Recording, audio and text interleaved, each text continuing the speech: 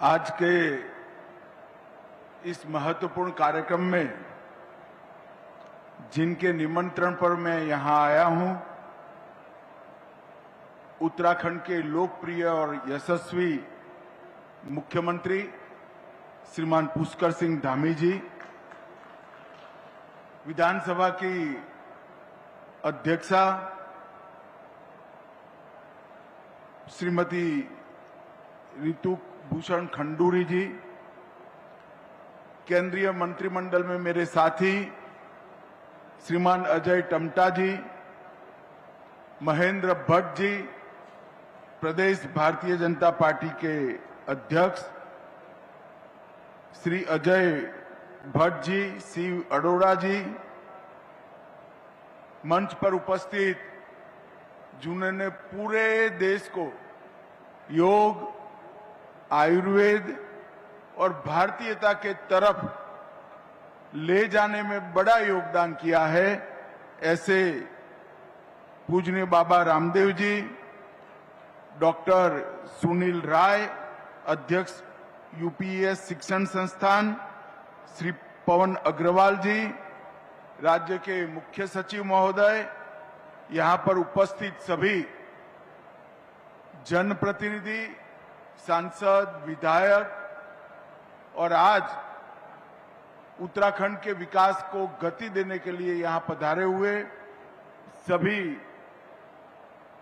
उद्योजक भाइयों बहनों और उपस्थित सभी भाइयों बहनों को मेरा राम राम प्रणाम।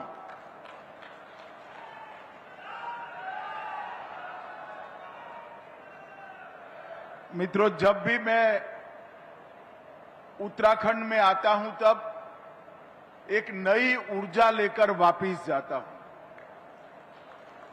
क्योंकि उत्तराखंड में आते ही चारों धामों में बैठे हुए देवी देवताओं का, मां गंगा, यमुना का और अनेक यहां पर बैठकर आध्यात्म की अहलेख जगाने वाले संतों का आशीर्वाद यहां आने के साथ ही प्राप्त हो जाता है। मैं हमेशा उत्तराखंड से चेतना लेकर ही वापस गया हूं। ये उत्तराखंड को इसीलिए देवभूमि कहते हैं। एक और तो पर्वत की चोटियां पूरे भारत को ही नहीं, पूरी दुनिया को आध्यात्म की ऊंचाई पर ले जाने का काम करती हैं। यहां बसे हुए संत महात्मा हजारों वर्ष से गंगा के साथ बहती अपनी भारतीय संस्कृति को और मजबूत और पावन करने का काम कर रहे हैं। और यहां की नदियां आधे भारत का पीने का पानी, खेती का पानी और जीवन को दान करने का काम यहां की नदियां करती हैं।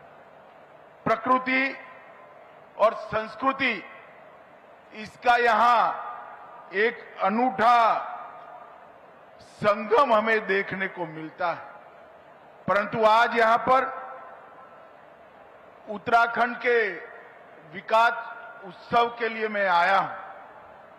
भाइयों बहनों, 2023 में ग्लोबल इन्वेस्टर्स समिट जब हुई, मैं इसके समारोह में आया था और वहां पर मुझे एक चिट पर पुष्कर जी ने लिख कर दिया कि साहब 3,56,000 करोड़ का इन्वेस्टमेंट हो के एमओयू आए।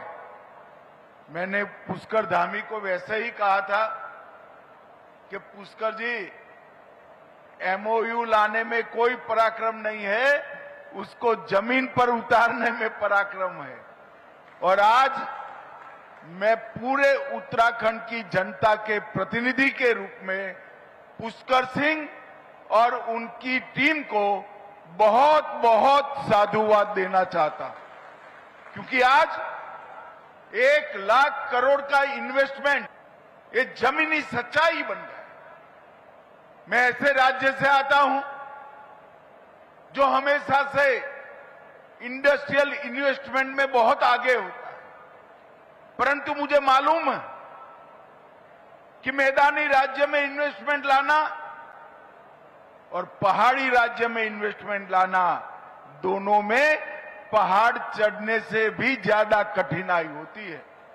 और भाई पुष्कर सिंह इसलिए अभिनंदन के अधिकारी है कि सारी विपदाओं को, सारी विपरीत परिस्थितियों को और सारी परंपरागत कल्पनाओं को तोड़ते हुए आज 1 लाख करोड़ से ज्यादा इन्वेस्टमेंट उत्तराखंड में आ चुका है। ये बहुत बड़ी बात है। और आज यहां पर 1 लाख करोड़ के इन्वेस्टमेंट के साथ साथ 81,000 से ज्यादा रोजगारी का सृजन हुआ है और इनकी एंसिलरी इंडस्ट्री से लगभग 2.5 लाख के आसपास नई रोजगारी का सृजन होने का संभावना पड़ा है। और सबसे बड़ी बात, टायर 2 और टायर 3 शहरों तक इन्वेस्टमेंट को पहुंचाने का काम किया है। उन्होंने औद्योगिक विकास और पर्यावरण, ये दोनों के बीच में संतुलन भी स्थापित किया है। रोजगार को स्थायित्व देने का काम किया है और नीति में पारदर्शिता, क्रियान्वयन में तीव्रता और दृष्टि में दूरदर्शिता के साथ समग्र उत्तराखंड के विकास का एक नया खाका पुष्कर सिंह ने खींचा है। मैं पूरे पेंडोल को कहना चाहता हूं, एक बार जोर से पुष्कर सिंह के लिए ताली बजाकर उनका स्वागत करिए। आज यहां पर 5 लोकार्पण और 14 शिलान्यास हुए। 1271 करोड़ के अलग अलग काम की शुरुआत यहां पर हुई है। भाइयों बहनों, जब उत्तराखंड के वासी उत्तराखंड के राज्य की मांग को लेकर संघर्ष कर रहे थे, कांग्रेस पार्टी ने उत्तराखंड के आंदोलनकारियों पर अत्याचार किए। उत्तराखंड को बनाने का काम भारतीय जनता पार्टी के नेता और उस वक्त के हमारे प्रिय प्रधानमंत्री श्रद्धेय अटल बिहारी वाजपेयी जी ने किया। परंतु बाद में जो राज्य के विकास के पंडित है, वो चर्चा करने लगे कि छोटे राज्यों की कल्पना सफल होगी या नहीं होगी। आज मैं सबको कहना चाहता हूं, अटल जी ने 3 राज्य बनाए थे, उत्तराखंड, छत्तीसगढ़ और झारखंड। ये तीनों राज्य अपने पैर पर खड़ा होकर आगे बढ़ने की शुरुआत, और उसमें सोने में सुहागा हुआ। 14 में नरेंद्र मोदी जी की सरकार आई, भाजपा की सरकार आई, अटल जी ने बनाया और मोदी जी ने संवारने का काम किया। और उसके बाद लगातार यहां डबल इंजन की सरकार चल रही है।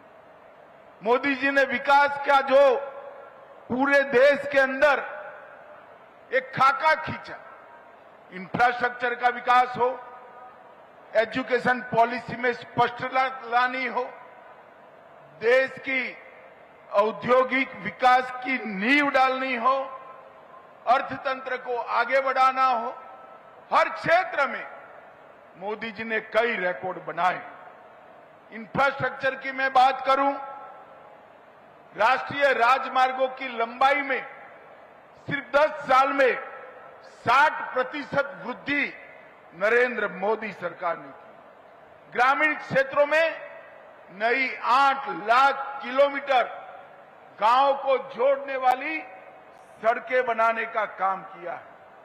333 जिलों में सुविधाजनक वंदे भारत ट्रेन पहुंची।